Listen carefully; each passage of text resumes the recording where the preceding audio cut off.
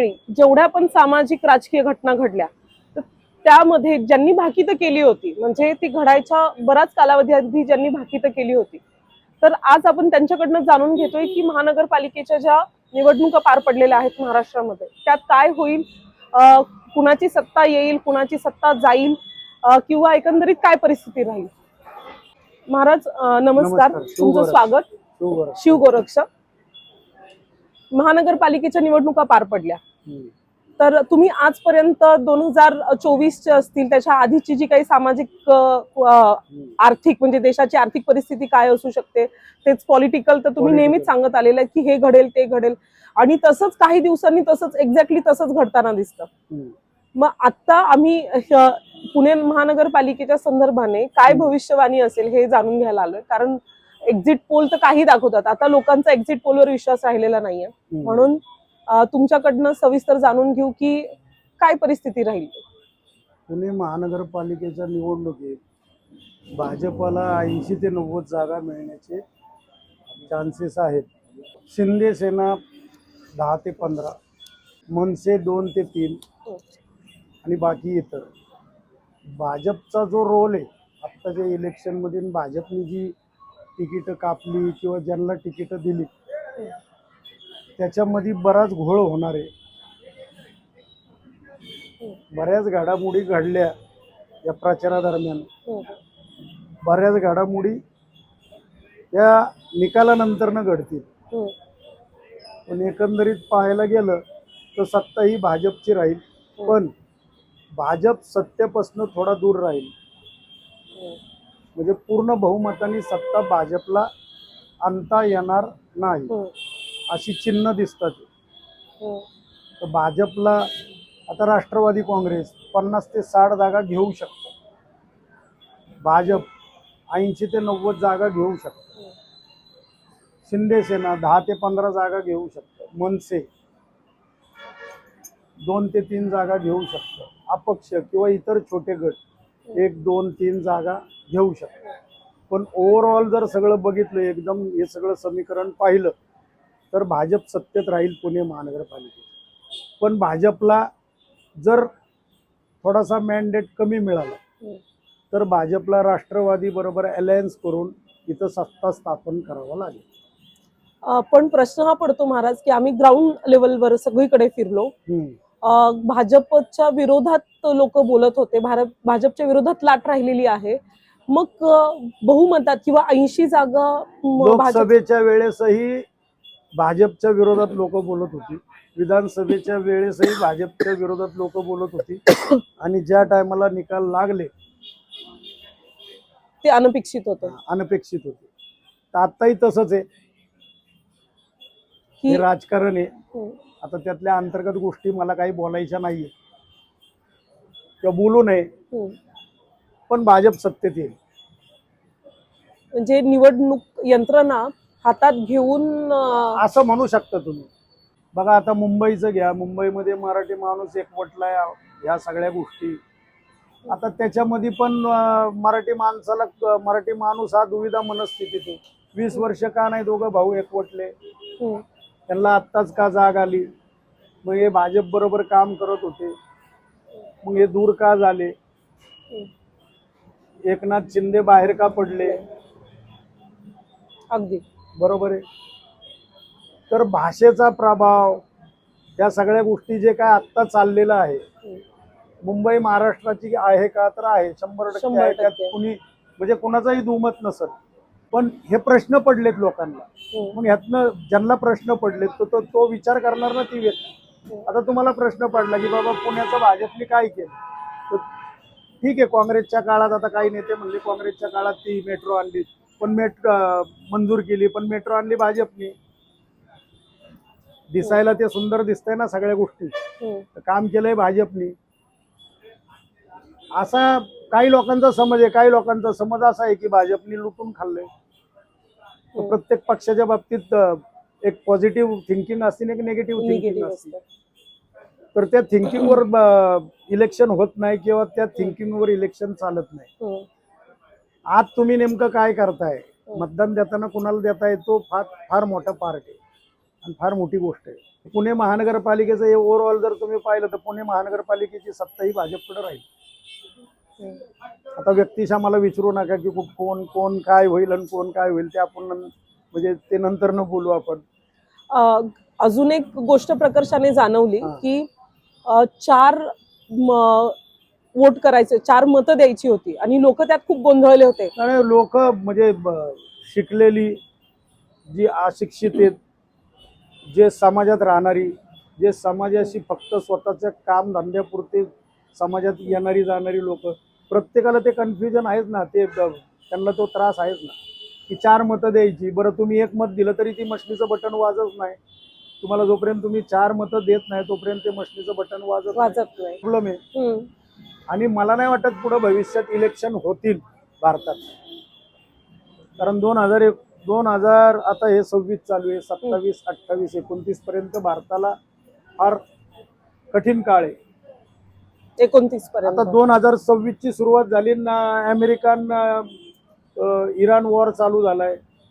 व्हेनेझुएलाचा राष्ट्रपतीला एका घरात, जसं आपण एखाद्याला घरात जातो त्याच्या घरातल्याला बोलवून आणतो, त्याच्या घराच्या प्रमुखाला डायरेक्ट उचलून आणला. तुम्ही जागतिक परिस्थिती बघा, भारताची परिस्थिती बघा, भारताची GDP बघा, भारताचं सगळं बघा. मला कुणाच्या विरोधात बोलायचं नाही ना, भारतीय जनता पार्टीच्या विरोधात बोलायचं नाही, इतरांच्या विरोधात. आत्ताची सत्य परिस्थिती बघा तुम्ही. एकंदरीत जी परिस्थिती आर्थिक, भौगोलिक, या सगळ्या परिस्थिती. आता मला सांगा, राजस्थानमध्ये आरावली डोंगर कापून तिथं तो काय हायवे तयार करणार आहे, त्याचं सौंदर्य निघून जाईल, खाणकाम करणार. नंतर ना पुढं काय घडल तुम्ही पुढचा विचारच करत नाहीये डेव्हलपमेंटच्या टायमाला. आता जिथं जिथं तुम्ही धार्मिक स्थळांना कॉरिडॉर बनवले तिथं परिस्थिती बघा जाऊन. हो, कालचाच विषय की अहिल्यादेवींनी काशीमध्ये जो घाट बनवला होता त्याला तोडून टाकलं आणि कोणती प्रायर नोटीस न देता, की ज्याला हेरिटेज व्हॅल्यू आहे, पुरातत्व विभागाने त्याला वृंदावनमध्ये तिथले जेवढे वृंदावनचे जेवढे पंडित आहेत, महंत आहेत, महात्मे आहेत, त्यांनी सगळ्यांनी वृंदावनच्या कॉरिडॉरला विरोध केलेला आहे. कृष्णाच्या काळापासून त्या नगरी ती तशीच्या तशीच आहे, गल्लीबोळ तशीच्या तशीच आहे. औरंगजेबाने एवढी चढाई केली, मंदिर तोडलं, सगळं केलं.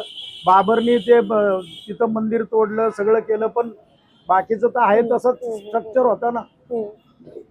आता काय परिस्थिती बघा. तुम्हाला एक गोष्ट सांगतो, तुमच्या चॅनलच्या माध्यमातून तुम्ही कमर्शियलाइज कुठली गोष्ट केली तर ती जास्ती काळ टिकणार नाही.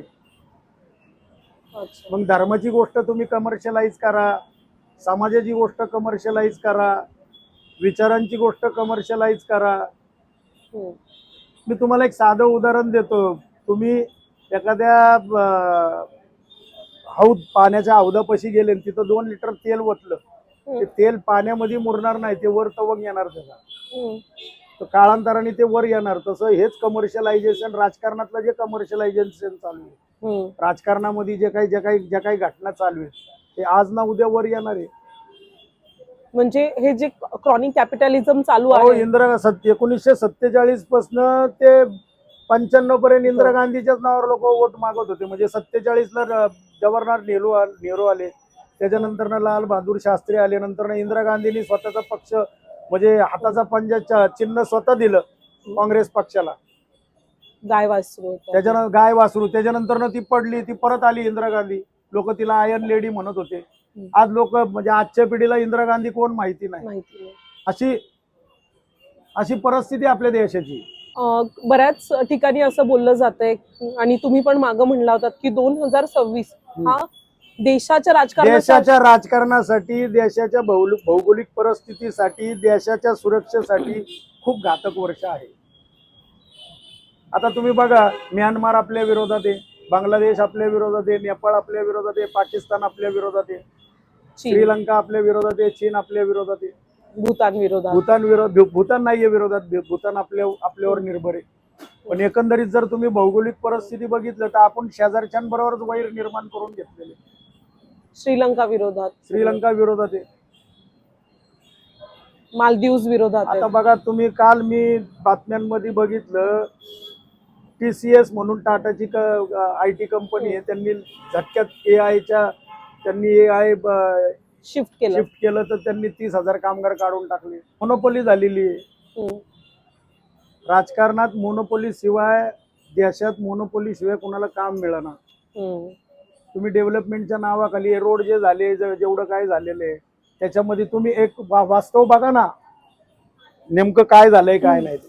धर्माच्या नावाखाली केंद्रातलं जे सरकार आहे ते डळमळीत आहे, डळमळीत आहे. ते पडूही शकतं. मग त्याचा इम्पॅक्ट महाराष्ट्रामध्ये 100% होणार. शिंदे परत मुख्यमंत्री होते. शिंदे मुख्यमंत्री होत नाही.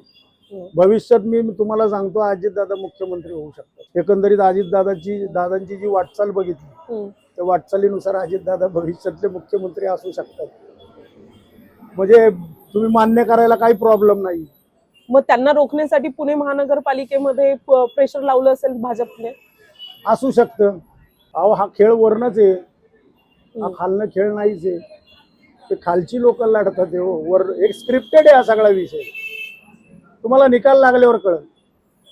कारण हे जे आज आम्ही जे बघितलं, पत्रकार म्हणून ग्राउंडवर रियालिटी जी बघितली ती एवढी भीषण होती की समोर आहे ना लोक, जे मयत लोक आहेत ते वोट करून जातात असं लोक सांगत होते की मग मयत व्यक्तीचं वोट कसं, मतदान कसं होऊ शकतं. दुसरी गोष्ट, एक व्यक्ती जी जेलमध्ये आहे तिच्या नावाने मतदान केलं गेलं. आणि सगळ्यात महत्वाची गोष्ट की जी स्लिप निघते तर बाकीच्या पक्षांकडनं ती स्लिप निघत नव्हती. फक्त भाजपचे जे बूथ होते तिथून त्या स्लिप निघत होत्या. आतमध्ये जाऊन सांगत होते की आम्ही काढून देणार नाही. मी तुम्हाला एका वाक्यात सांगितलं, तुम्ही मला एवढे प्रश्न विचारले, मी तुम्हाला एका वाक्यात सांगितलं की हे सगळे विषय स्क्रिप्टेड आहेत. तुम्हाला निकाल उद्याच आहे सकाळी. बरोबर आहे. हात कंगन को आरसी क्या और पढे लिखे को फारसी क्या. अगदीच बरोबर आहे ना. तर उद्या तुम्हाला कळेल दूध का दूध पाणी का पाणी, क्या हुआ क्या नाही हुआ. माझ्या बोलण्यात किती तथ्य आहे किती नाहीये. तुमचा तरी अंदाज काय एकंदरीत ह्या सगळ्या आकडेवारीकडे? मी सांगितलं ना, भाजप 80 ते 90, राष्ट्रवादी 50 ते 60, फार तर शिंदेगड 10 ते 15, मनसे 2-3, बाकी इतर 165 जागा आहेत. आता 80 ते 90 मध्ये 80 पकडा भाजप, 50 पकडा राष्ट्रवादी, किती झाले? 130 झाले. 130. बाकी 30 इतरांमध्ये वाटून टाका. अच्छा. मुंबईत काय होईल? जिव्हाळ्याचा मुंबईत संबंध, महाराष्ट्राचा जिव्हाळ्याचा विषय की मुंबई महानगरपालिकेचं काय होईल? मुंबईत जर भाजपाची सत्ता लागली तर तुम्हाला काय वाटेल? 2 दिवस जेवण नाही जाणार. मग नका जीव शिवगोरक्ष.